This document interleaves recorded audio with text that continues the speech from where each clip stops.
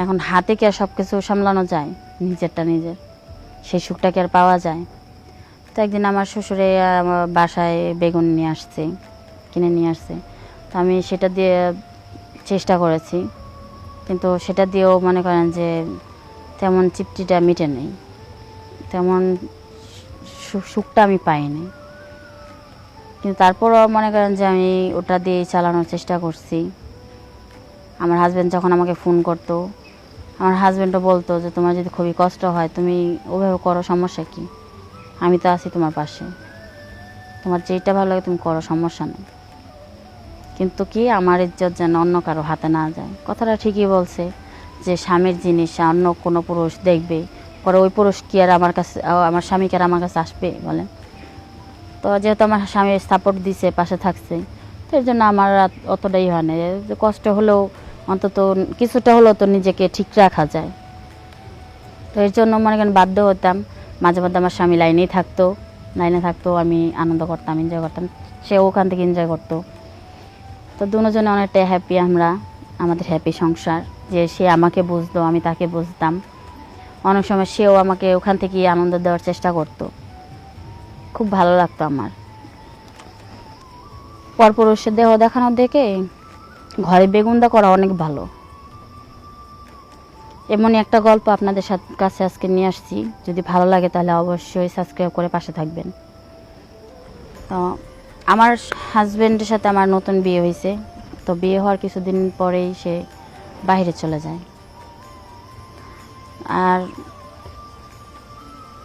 এখন মনে করেন যে আমার হাজব্যান্ড বাইরে গেছে, কিন্তু আমার হাজব্যান্ড যতদিন ছিল আমার সাথে যেভাবে আমাকে ভালোবাসছে, যেভাবে সম্মান করছে, যেভাবে আনন্দ দিছে, তাতে মনে করেন যে এখন না নিয়ে পারবো না, খুবই দরকার।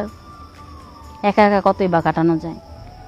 আমার যা হাজব্যান্ড গেছে কয়েক বছর হয়ে গেছে, তার আসার নাম নাই, কারণ গেছে তো আমাদের জন্যই, টাকার জন্য গেছে প্রবাসে। তো আজ যখন আমার খুব কষ্ট হতো, আমি নিজে চেষ্টা করতাম নিজেকে কন্ট্রোল করার জন্য, কিন্তু এভাবে আর পেরে উঠতেছিলাম না। এখন হাতে কি আর সব কিছু সামলানো যায়? নিজেরটা নিজের সেই সুখটা কি আর পাওয়া যায়? তো একদিন আমার শ্বশুরে আমার বাসায় বেগুন নিয়ে আসছে, কিনে নিয়ে আসছে। তো আমি সেটা দিয়ে চেষ্টা করেছি, কিন্তু সেটা দিয়েও মনে করেন যে তেমন তৃপ্তিটা মিটে নেই, তেমন সুখটা আমি পাইনি। কিন্তু তারপরও মনে করেন যে আমি ওটা দিয়ে চালানোর চেষ্টা করছি। আমার হাজব্যান্ড যখন আমাকে ফোন করতো, আমার হাজব্যান্ডও বলতো যে তোমার যদি খুবই কষ্ট হয় তুমি ওভাবে করো, সমস্যা কি, আমি তো আছি তোমার পাশে, তোমার যেটা ভালো লাগে তুমি করো, সমস্যা নেই। কিন্তু কি আমার ইজ্জত যেন অন্য কারো হাতে না যায়। কথাটা ঠিকই বলছে যে স্বামীর জিনিস অন্য কোনো পুরুষ দেখবে, পরে ওই পুরুষ কি আর আমার কাছে, আমার স্বামীকে আর আমার কাছে আসবে বলেন? তো যেহেতু আমার স্বামী সাপোর্ট দিছে, পাশে থাকছে, তো এর জন্য আমার অতটাই হয় না, যে কষ্ট হলেও অন্তত কিছুটা হলেও তো নিজেকে ঠিক রাখা যায়। তো এর জন্য মনে করেন বাধ্য হতাম, মাঝে মধ্যে আমার স্বামী লাইনে থাকতো, আমি আনন্দ করতাম, এনজয় করতাম, সে ওখান থেকে এনজয় করতো। তো দুজনে অনেকটাই হ্যাপি আমরা, আমাদের হ্যাপি সংসার, যে সে আমাকে বুঝতো, আমি তাকে বুঝতাম। অনেক সময় সেও আমাকে ওখান থেকে আনন্দ দেওয়ার চেষ্টা করতো, খুব ভালো লাগতো আমার। তো আমি তাকে বারবার বলি যে আপনার চলে আসেন বাংলাদেশে, আর ভালো লাগে না বিদেশ, আপনি বিদেশ থাকেন, আমার এইভাবে আর কতদিন? আমার তো একটা মেয়ে মানুষ, নতুন বিয়ে করছেন, এখনই তো আমার যৌবন বয়স, এখনই আমার দরকার আপনাকে। আর এখন যদি আপনি প্রবাসে থাকেন তাহলে আমার কীভাবে যাবে বলেন? আপনি পুরুষ মানুষ, আপনি না হয় সব কিছু পারেন, কিন্তু আমি তো পারবো না, আমারটা কী দিয়ে সামলাবো? তো অনেক বলতে তারপরে মনে করেন যে বাংলাদেশে আসছে। এখন তো মনে করেন আমার থেকে খুশি আর কেউ না, যে আমার স্বামী আমার কাছে আসছে। আসার পরে ভালোই, সব কিছুই ভালো।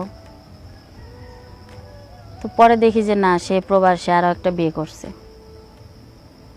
দেখুন, আমি এখানে কষ্ট করি আর সে আর একটা প্রবাসী বিয়ে করছে, আমাকে জানায় নাই, কিন্তু তার গ্যালারিতে আমি ওই মেয়ের ছবি দেখি, তারপরে জানতে পারি। তারপর আমি মনে কোনো কষ্ট নেই নাই, যাই পুরুষ মানুষ তো বিয়ে করছে, কিন্তু আমাকে তো কোনো দিক থেকে কম দেয় নাই, আমাকে আমার দিক থেকে ঠিক রাখছে, সেজন্য আমি আর তাকে কোনো প্রশ্ন করিনি। তো আমি ভালো আছি, খুব ভালো আছি। তাই একটা কথা বলি যে আমি যেভাবে কষ্ট করে সংসার করে গেছি, বাকি মেয়েরা তোমরা যা আছো অন্তত কষ্ট করো, কিন্তু নিজের দেহটা অন্য কোনো মেয়ের দেখায়ও না, অন্য অন্য কোনো পুরুষের দেখায়ও না। আমরা মেয়ে মানুষ, আমাদের ইজ্জত, আমাদের সম্মান, আমাদের মান সম্মান খুব ছোট্ট একটা, এই যে এই ছোট্ট একটা মান ইজ্জত একবার যদি হারা যায় সেটা আর কোনো দিনই পাওয়া যাবে না। সেটা ছোট, কিন্তু সম্মানটা অনেক বড়। তাই সবাইকে সতর্ক করার জন্য আজকের গল্পটা আমার। যদি ভালো লেগে থাকে অবশ্যই লাইক কমেন্ট করবেন, আর কমেন্টে বলবেন আপনাদের কেমন ভিডিও প্রয়োজন, কেমন কন্টেন্ট আপনারা চান, সেটা অবশ্যই কমেন্টে জানাবেন। আমি ওরকম কন্টেন্ট আপনাদের কাছে দেওয়ার চেষ্টা করব। আমাকে সবাই চেনেন কম বেশি, আর অবশ্যই সাবস্ক্রাইব করে রাখবেন পরবর্তী ভিডিও আপনাদের কাছে সবার আগে আসার জন্য। ভালো থাকবেন, সুস্থ থাকবেন, আল্লাহ হাফেজ।